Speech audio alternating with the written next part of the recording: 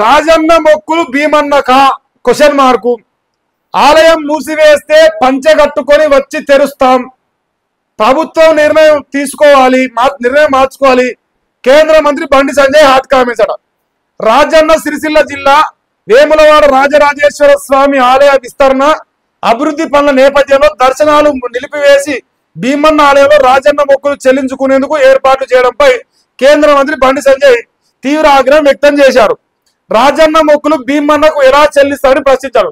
తాజాగా బీజేపీ కార్యకర్తలు టెలికాన్ఫరెన్స్ నిర్వహించిన ఆయన ఈ సందర్భంగా మాట్లాడుతూ భక్తుల మనోభావాలకు భంగం కలిగిస్తే చూస్తూ ఊరుకోబోమని హెచ్చరించారు. ఆలయం మూసివేస్తే పంచలు కట్టుకొని వచ్చి మరీ తలుపులు తెరుస్తామన్నారు. ఫైరింగ్ చేస్తారో లాఠీ చార్జ్ చేస్తారో చూద్దామని హాట్ కామెంట్ చేసిండు. ప్రభుత్వానికి 2 రోజుల సమయం ఇస్తున్నామని ఆ లోపు నిర్ణయించుకోమని చెప్తున్నాడు. రేవంత్ అన్న, ఇప్పుడు నువ్వు ఉన్నావు రేవంత్ అన్న, నువ్వు కొడంగల్కి వెళ్ళి కొండారెడ్డిపల్లికి పోయి ఆడ ఎమ్మెల్యే అంటే అవుతావా?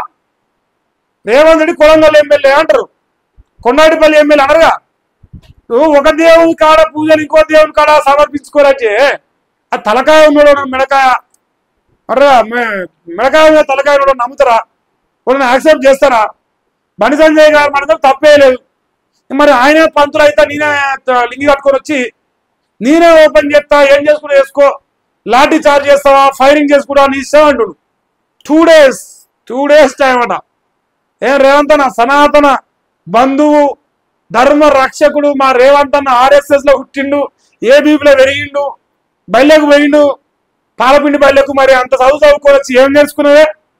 ఏ దేవుని కాడ ఏ దేవుని చెప్తారో తెలియదా? ఆయన అయితే వార్నింగ్ ఇస్తాడు. 2 డేస్ అట. చూసుకో, మరి ఏమైనా తేడా పడితే మన తర్వాత ఇబ్బంది పడతావు. చెట్టు పచ్చగున్నప్పుడే దాన్ని సరిదిద్దుకోవాలి. అబ్బో.